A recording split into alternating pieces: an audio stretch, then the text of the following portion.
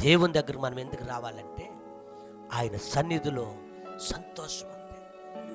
అదే సంతోషం తెలుసా, ఈ భూలోకంలో ఎవరు ఇవ్వలేనటువంటి సంతోషం. ఈ భూలోకంలో ఏ వ్యక్తి దగ్గర కూడా దొరకలేనటువంటి ఆనందం ఈ లోకంలో తల్లిదండ్రులు కూడా ఇవ్వలేరు, ఈ లోకంలో బంధుమిత్రులు కూడా ఇవ్వలేరు, ఈ లోకంలో ఏ మనుషుల దగ్గర కూడా దొరకలేనటువంటి ఆనందం యేసుక్రీస్తు ప్రభువు వారిలో ఉంది. కొన్ని కోట్ల రూపాయల ఆస్తి ఉందని చరిత్ర చెబుతూ ఉంది. చాలా ఖరీదైనటువంటి విలువైనటువంటి తనకి ఉన్నవని, చాలా అధికమైనటువంటి ఆస్తి ఉందని ఆ చరిత్ర చెబుతూ ఉంది. ఇటువంటి గొప్ప సౌలు అనబడినటువంటి పౌలు గారు యేసుక్రీస్తు ప్రభు వారి ప్రతి ప్రత్యక్షమైపోయాడు.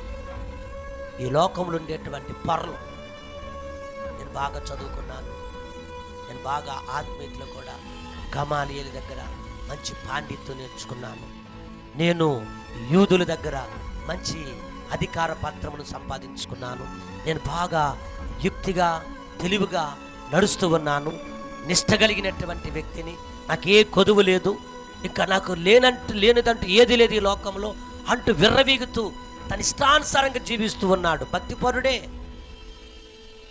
ఇతనికి ఒక పిచ్చి ఉంది. ఏంటో తెలుసా పిచ్చి? మత పిచ్చి.